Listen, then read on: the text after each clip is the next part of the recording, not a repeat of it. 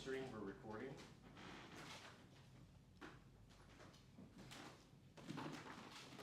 Okay.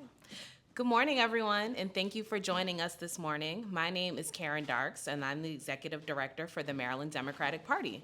We're here today to talk about the stakes of the Maryland U.S. Senate race. Make no mistake, the path to Senate majority runs through Maryland. Larry Hogan is a proud, self-described lifelong Republican who would turn control of the Senate over to the Republicans. That's why Mitch McConnell personally recruited Republican Larry Hogan to run.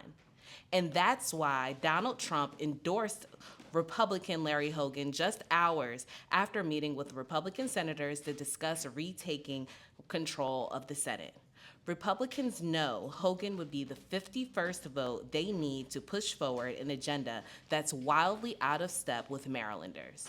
This Republican agenda includes banning abortion nationwide, packing the courts with extreme judges and justices, slashing Medicare and Social Security, rolling back environmental protections, and catering to big polluters. You don't have to take my word for it. The Republican agenda is on full display this week at the Republican National Convention. And Republican Larry Hogan may not have attended, but the convention room is full of Hogan backers and supporters. They know on Hogan to flip control of the Senate. They know Hogan's record advancing Republican policies, like when Hogan vetoed legislation to expand abortion access, and when he refused to release millions in funding to train abortion providers. But Maryland Democrats know we can and we will fight back. We will defend the Democratic majority by sending Democrat Angela Alsobrooks to the U.S. Senate. Alsobrooks is a staunch defender of abortion rights. She's focused on our future and defending our freedoms. She'll keep the Senate in Democratic hands. We have some fantastic speakers lined up to talk to you about this and more. So let me first introduce Congressman Glenn Ivey, who represents Maryland's 4th Congressional District, to kick us off. Thank you. Thank you. Thank you so much. I appreciate all of you all being here this morning. It's a real honor to be here and have the chance to advocate for Angela Alsobrooks, who's running to make a difference by coming to the United States Senate. We need her now more than ever. As we've seen, there are huge challenges coming up in this election cycle. The country's really teetering and can go in one of two ways. But we need to make sure that the Senate continues to move in the right direction. We need to make sure that the Senate stays in Democratic hands because of the key aspects of what's coming up in the next year. Angela Alsobrooks is running for the Senate and to make a difference. But Larry Hogan's running from his record. He's running from the fact that he opposed a ban on ghost guns. He's running from the fact that he opposed a ban on assault weapons. He's running from the fact that he's the hand-picked candidate of Donald Trump. He's running from the fact that he was the hand-picked candidate by McConnell, but he's not running for those soft money dollars that are coming from the Republican Party. And when he gets to the Senate, if he gets there, and we got to make sure it doesn't happen, he would run to the Republican caucus. And what that would mean is that there's more votes to continue to stack the Supreme Court. We've seen what that radical court has done. We've got Trumpites in robes that are overturning decades of precedents on key landmark decisions like Roe v. Wade. We don't need more of that. We need to have the court move back in the right direction. We need to not have any more Republican appointees, at least until things balance out on the Supreme Court. And we need to make sure that we've got the people in the Senate to continue to help us move in the right direction under President Biden's leadership. And by the way, I'm in the House. We're going to retake the House, and we'll have all three moving in the right direction to make a difference for the United States. So it's an honor to be here and endorse Angela Alsobrooks' campaign. And I want to introduce Brian Frosh, the former Attorney General of Maryland, did an outstanding job, not only in that position, but when he was in the state Senate. And without further ado, Brian Frosh. Thank you for the kind words, Congressman. It's a pleasure to be here this morning with all these fine people. And I want to talk to you about Donald Trump's candidate for the United States Senate from Maryland, Larry Hogan.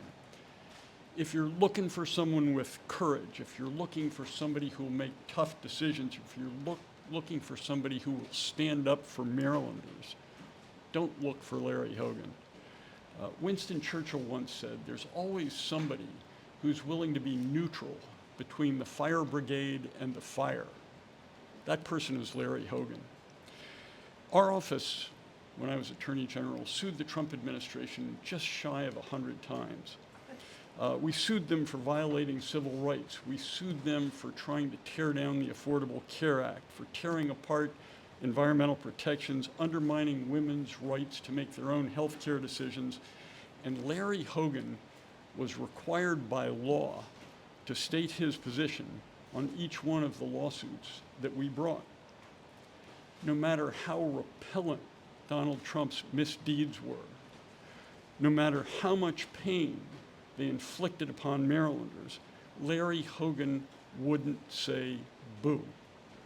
We sued Trump when he tried to allow employers to deny health insurance coverage for contraception. What did Larry Hogan say? Nothing. We sued Trump when he allowed insurance companies to charge an additional premium for abortion care coverage. What did Larry Hogan say? Nothing. We sued Trump when he tried to undermine access to family planning services for low-income people. What did Larry Hogan say? Nothing. We sued Trump several times when he tried to roll back civil rights protections in health care. His rule sanctioned discrimination against women and LGBTQ individuals. What did Larry Hogan say? Nothing. We sued Trump over the Muslim ban. We sued him for his policy of separating children from their families when they came across the border. When he tried to gut protections from toxic chemical pollution, air pollution, water pollution. We sued Trump when he tried to cut back mail delivery. We sued Trump for reducing SNAP benefits, food benefits for poor people. Where was Larry Hogan? Hiding under his desk. As governor, Larry Hogan ran away from the fire every time he could. Larry Hogan is too chicken to be a United States Senator. We need somebody who will stand up to Donald Trump. We need somebody who will fight for us, somebody who has the courage of her convictions. That person is Angela Alsobrooks. We can trust her to run toward the fire when we need help. I worked with her when she was prosecutor for Prince George's County. She was tough, she was smart, she was competent. I worked with her when she was county executive of Prince George's County. She did an excellent job. Angela Alsobrooks has the guts, she has the principles, she has the courage, she has the compassion to fight for the people of Maryland. That's why I'm supporting her for the United States Senate. It's now my pleasure to turn the podium over to Delegate Emily Shetty. Emily is the chair of the Appropriations Subcommittee on Health and Social Services and the chair of the House Democratic Caucus. Emily. Thank you so much, Mr. Attorney General, for being here. Thank you. Thank you to Karen from the Democratic Party and to the Maryland Democratic Party for organizing this briefing this morning. Good morning, everyone.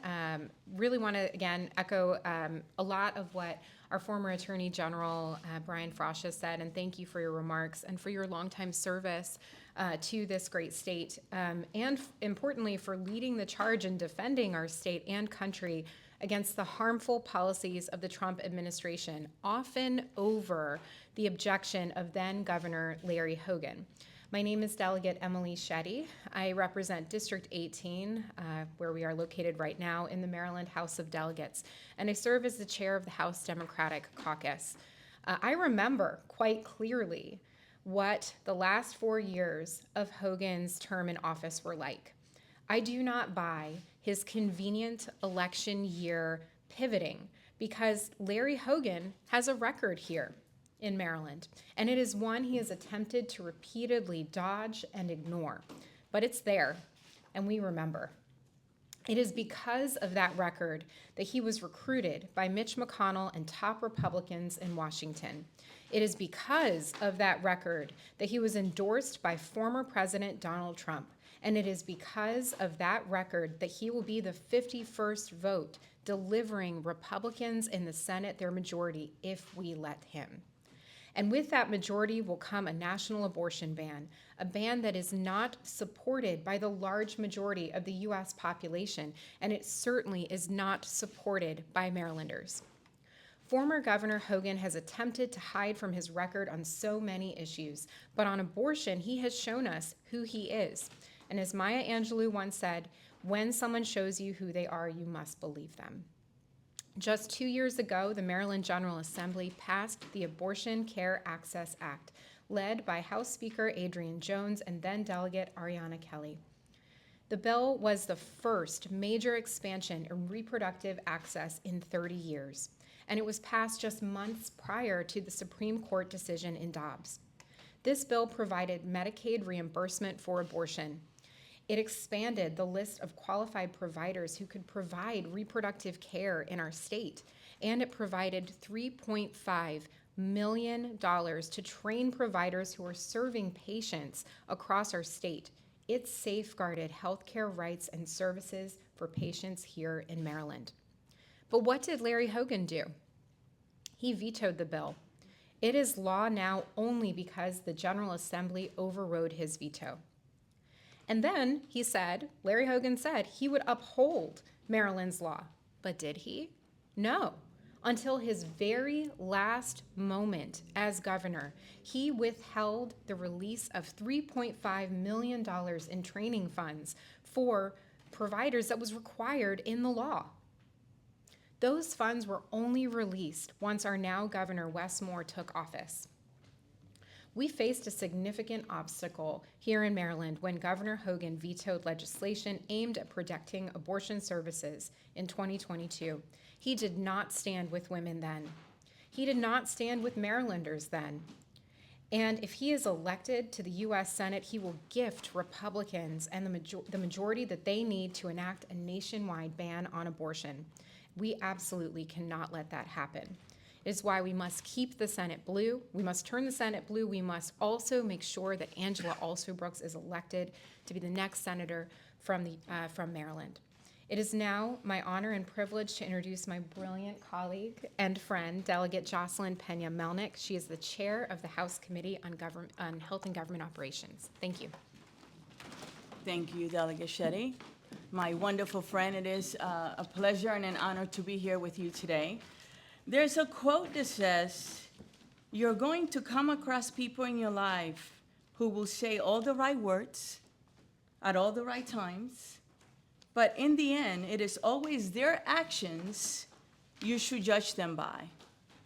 In the wake of the U.S. Supreme Court's decision overturning Roe v. Wade, we in the Maryland General Assembly, not Larry Hogan, we, the Democratic body in the General Assembly, decided to protect women, to give people the highest protection that we have under the law, which is the Constitution. We decided to enshrine reproductive rights in the state constitution. I know really well because I defended the bill on the floor. And what people in Maryland will get to do this upcoming November is to vote on a referendum that will enshrine this right, reproductive rights, into our Constitution. Now, why is this important? It is the strongest protection that we can provide to Marylanders, to enshrine it in the Constitution. So what did Larry Hogan do? He said that abortion was an emotional issue for women. Can you imagine? An emotional issue for women. And that enshrining abortion rights into our Constitution, protecting this right was not necessary, he said. Those were his words. It was not necessary because it was not a threat. Now, not a threat. Let's look at the facts. Almost half of the states in the United States have some kind of ban on abortion. Let's look at the facts. Republicans aim to make abortion illegal nationally. Those are the facts. Let's look at the facts. Larry Hogan is a Republican. That is what he's registered as. Those are the facts. Let's look at the facts. Larry Hogan will caucus with who? with the Republicans. So don't believe the hype. Look at his actions. Look at his record. Hogan has a long record of opposing abortion. You can manipulate, distort the truth, hide it, but at some point the truth comes up to the surface. And it is very true. Larry Hogan is a proud, self-described, lifelong Republican. His own words. Let's look at the facts. Who recruited him? He was recruited by Mitch McConnell. And why would he do that? Why would Mitch McConnell come to Maryland? To turn control of the Senate to the Republican, which is why we need everyone to think about this and what those actions mean and the consequences, and to vote for Angela Alsobrooks this coming November, and to vote on the referendum. So why is this important again? Because there's a lot at stake. It is the future of our children. I have 3 kids. I have a boy and 2 twin girls. And I worry about their future. I worry about their kids as well. And we have to stop, pause, and think about the impact that would happen, that will cost to Maryland, to our people. There's too much at stake. He's a Republican, people. He's not a Democrat. And he's going to say whatever he wants to say to get elected. But the record speaks for itself. Just look at the record. Don't believe the hype. It is so clear. Don't let him fool you. Look at the record. Do your homework. Read. Look at trusted sources. It is all there. Those are the facts. Thank you. Now, I have the honor to introduce Ms. Jessica Bauer, who is an advocate for reproductive freedom, but is also a proud member of the board of Planned Parenthood.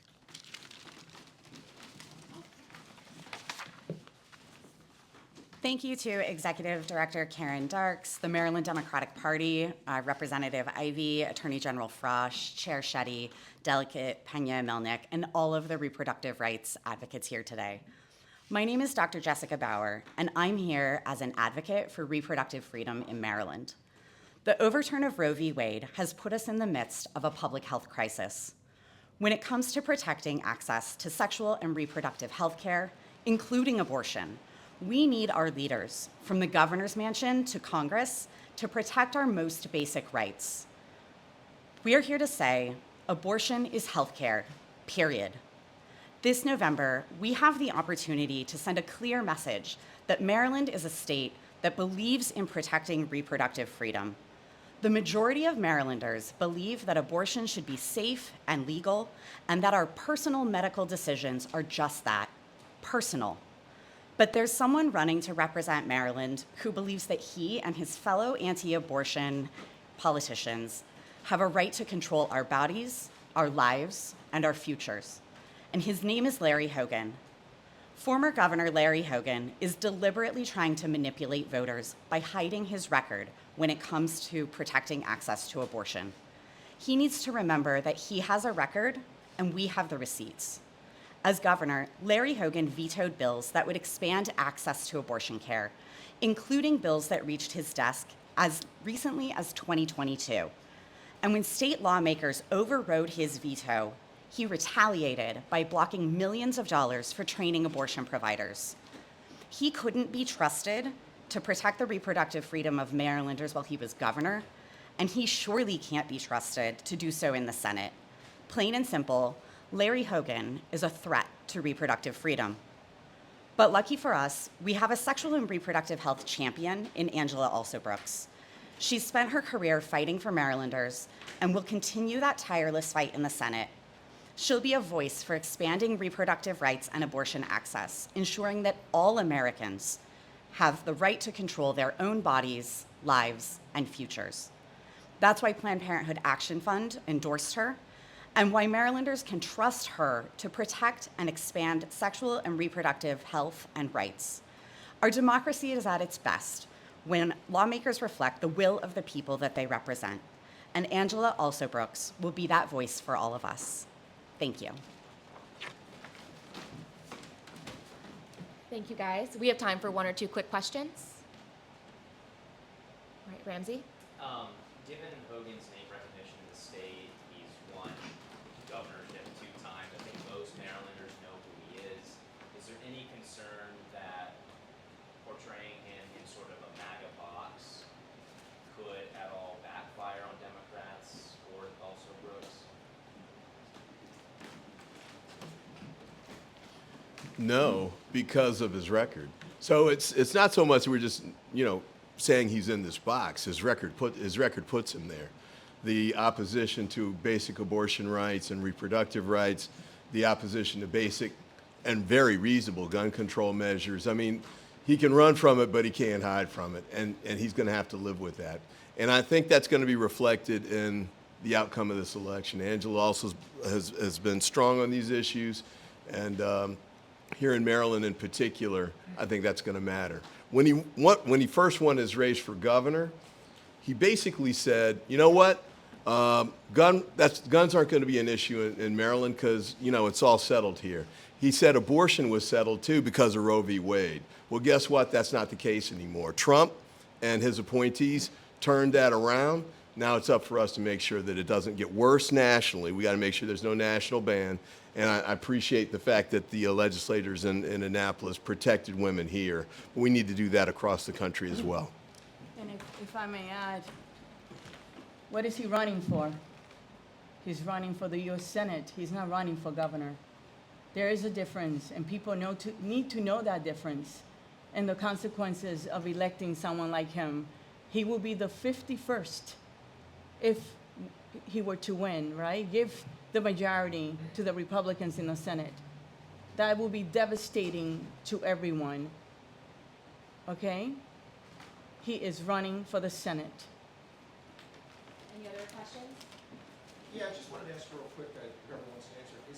Is this issue, the abortion issue / the 51st Republican vote issue, is this the one that you think is going to ultimately decide Larry Hogan's fate in this election? I think that it's an important issue, right? And it should be one that should keep him from winning this election. And we'll do it. But it's more than that. It is what the Republican Party stands for, and how polarized we are in this country, right? The values that do not reflect having empathy and humanity. It is a lot more than just that issue. Thanks, everyone. Oh, sorry, Brian, Attorney General. And just a little more to Brian's question. Look, Larry Hogan has a terrible record on abortion and women's rights. He has a terrible record on guns. But he has a terrible record across the board, at least when you look at the people of Maryland. He was terrible when it came to environmental protection. He stopped doing environmental enforcement when he was the governor.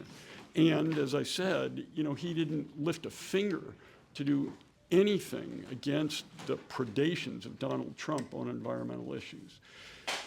The Trump administration went after consumers. They went after students. They did terrible things, the Muslim ban among them, and Larry Hogan didn't lift a finger on any of those issues. When he was governor, he did a lousy job, to be blunt. Look at his record on COVID, where he bought 500,000 phony test kits from Korea. Never worked. He had a big press conference when he brought him in and then hid him for the rest of the pandemic. His Department of Employment, his Department of Labor, couldn't get unemployment insurance to hundreds of thousands of Marylanders in the middle of a pandemic when they couldn't keep their homes, couldn't put food on the table. His department failed. Same with his Department of Health. They couldn't pay Medicaid providers. Medicaid providers went belly up. Poor people couldn't get health care because Larry Hogan was incompetent and because he cut government so much. He has a terrible record. It's possible that the people of Maryland don't fully understand that because he comes across as a nice guy. But he was really a lousy governor. He didn't stand up for us, and he's not going to stand up for us in the United States Senate. Just one other quick point.